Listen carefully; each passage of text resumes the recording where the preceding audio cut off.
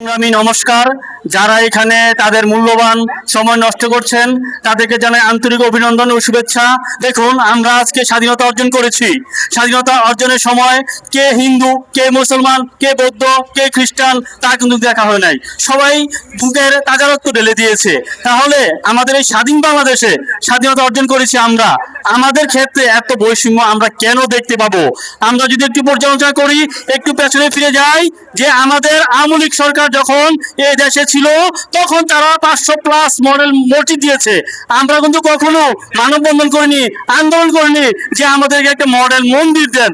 এই সরকার, যে বিএনপি সরকার এসেছে, তাদেরকে ধন্যবাদ। তাদের কিছু কিছু মন্ত্রী, কিছু কিছু এমপি সংসদে উপস্থাপন করেছে যে এই দেশে যেহেতু মডেল মসজিদ রয়েছে তাই হিন্দুদেরকে আমরা মডেল মন্দির করে দেবো। তাদেরকে আমরা ধন্যবাদ জানাই। কিন্তু আমরা দেখতে পাই এই দেশ আরেকটি গোষ্ঠী যারা নাকি আমাদের পূজনীয় ভগবান শ্রীরামকৃষ্ণের ছবিতে জুতা মারা করেছে। তাহলে আপনারা দেখেন, কিছুদিন আগে দেখেন দীপু দাসকে আগুনে পুড়িয়ে মারা হলো। কেন? মহানবীকে অসম্মান করেছে, মহানবী সম্পর্কে খারাপ কথা বলেছে। যদি সেটা সে বলে থাকে, আমরা কখনো সাপোর্ট করি না, কারণ মহানবীকে আমরা সম্মান করি।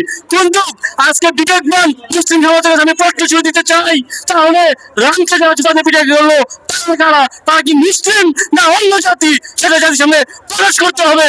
তাহলে আমরা বুঝবো এই দেশে কোন বিবেকবান মুসলিম বসবাস করে না, করতে পারে না। কারণ আমরা রামকে পূজা করি, রামের চরণে আমরা ফুল জুব্বা দিয়ে পূজা করি। সে রামকে প্রকাশ্যে জুতা পিটা করা হলো কেন? কারণটা কি? আমরা তো কাউকে আগুনে পুড়ে মারতে পারি নাই, আমরা তো আগুনে পুড়াই নাই। তাহলে আমাদের ক্ষেত্রে এত বৈষম্য কেন? আমরা সুস্থ সুন্দরভাবে সরকারের কাছে বিচার চাই।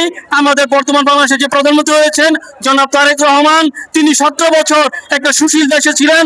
আমরা চাই বিচারটা আমরা সুশীলতার সাথে পেতে। ধন্যবাদ সকলকে, ধন্যবাদ।